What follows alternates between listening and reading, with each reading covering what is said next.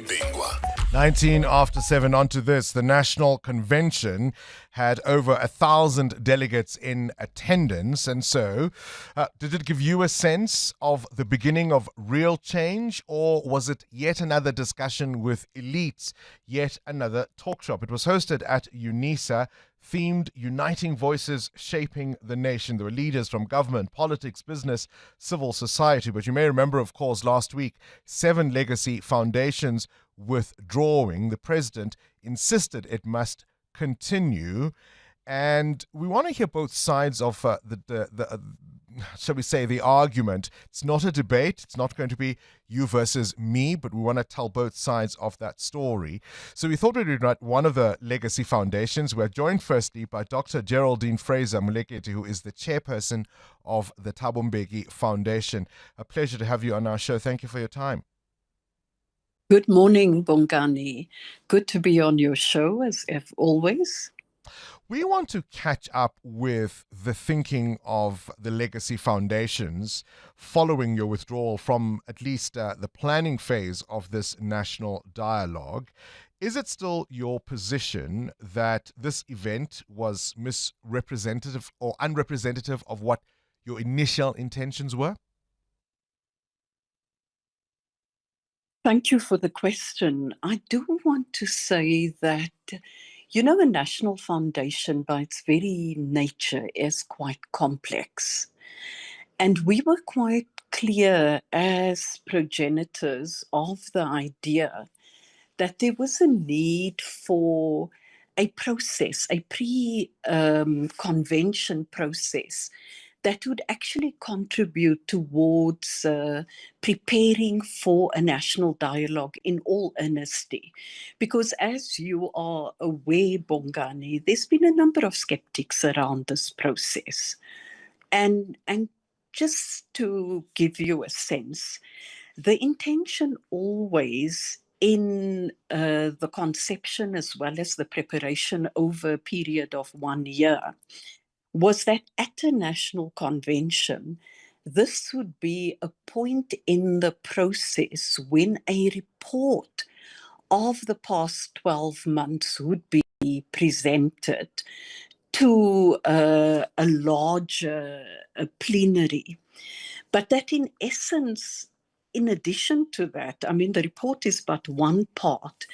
There would be an engagement with documents that would be circulated to everyone attending the National Convention that would allow the organizations, the sectors, civil society members, ordinary citizens to engage with papers that have been drafted. And there were 10 such papers, actually 11, that looked at one, framing the challenges of South Africa, looking at respect and defense of our constitutional state and democratic structures, building a capable state, and much more. And it would allow every sector to engage prior to coming to the convention in order that representatives there would be able to give constituency inputs at the convention, and they build on the documents. They may actually say, well, these documents aren't good enough. We actually think that there are much more to be dealt with, and so on. And one raises that today because I have in some previous incarnations been involved both nationally and internationally in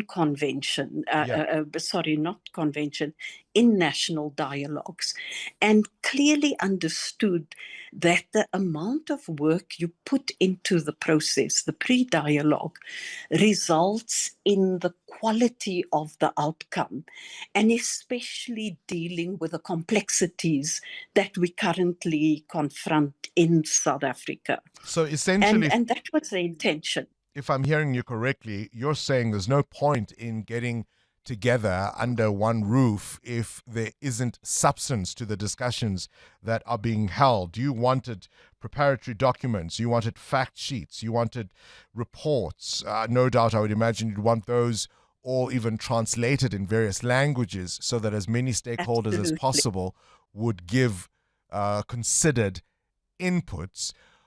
There would be some pushback to that to say, look, that's a very elitist way of approaching a dialogue like this, that it needs to be rather citizen-led based on what people are feeling and experiencing on the ground, and that by making it almost an academic exercise, you would likely leave out many South Africans who wouldn't be able to participate in that regard. What's your response to that?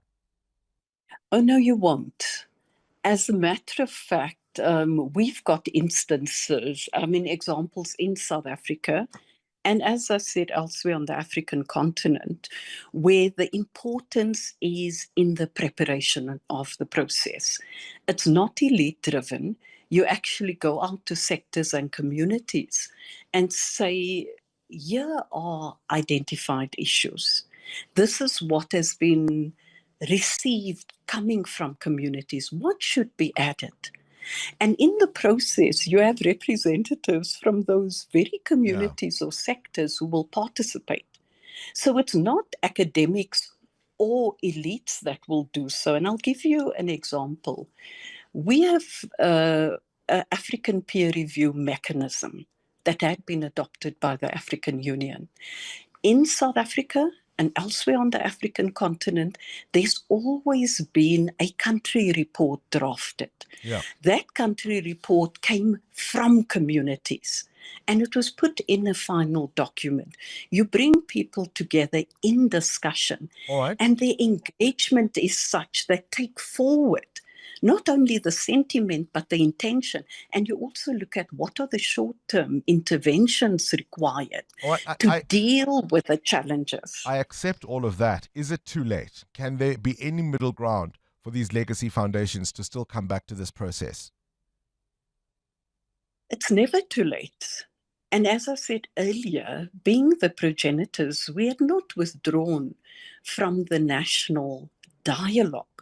What we withdrew from was the national convention that we said should be given a bit more time in order to ensure preparation in such a way that would include everyone who was in the room and everyone who was outside of the room. All right. And to your point, Bongani, in all the languages spoken in our country.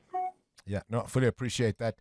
Thank you for your time. Dr. Geraldine Fraser-Moleketi is the chairperson of the Thabo Mbeki Foundation. 702. The Big Interview With Bongani Bingwa. Really to get a response and a sense of what actually did happen this weekend, we thought we'd get the other perspective. We've invited Thulasizwe Makhanya, who is the Stalwarts Foundation and, of course, comes from that side of things. Was one of the attendees at the National Dialogue. Appreciate your time to come to us at such short notice. You've heard the concerns that have been raised by the Thabo Mbeki Foundation. Nonetheless, the process has begun. Again, I ask you, is there any way to still bring these legacy foundations back on board? Good morning, Bongani, and to the listeners at home. We appreciate the platform. First of all, we appreciate the work that has been done by the legacy foundations. They've done a lot of work when it comes to the preparation of this important gathering that happened this weekend. And also, we're happy that they didn't withdraw from the national dialogue. They only withdrew from this gathering that was happening this weekend. So we hope that as we move forward, we will be able then to work together with them as the way of trying to add value to the conversation that we really need in this country. But of course, I mean, when foundations like not only the Thabo Mbeki Foundation and the Desmond and Leah Tutu Foundation, but even at the last minute, the Kgalema Motlanthe Foundation pull out, it does bring questions of credibility of what happened this weekend, notwithstanding, of course, what we've just heard about the preparatory work that was supposed to have been done. A lot of people showed up and the substance of the discussions wasn't informed by all of the preparatory work that you heard Dr. Fraser-Moleketi suggest needed to have been done. Oh, yes. I would think that there is that there will be those challenges, especially when you think about where we're coming from as a country. You know, when the negotiations started in in the early 90s, there will be what we call talks about talks. We took this opportunity to participate in this convention, national convention, based on that that's still a phase where we are just trying to create a framework for the national dialogues. And the presentation that was done to us as Stalwarts Foundation is that this will be citizen-led.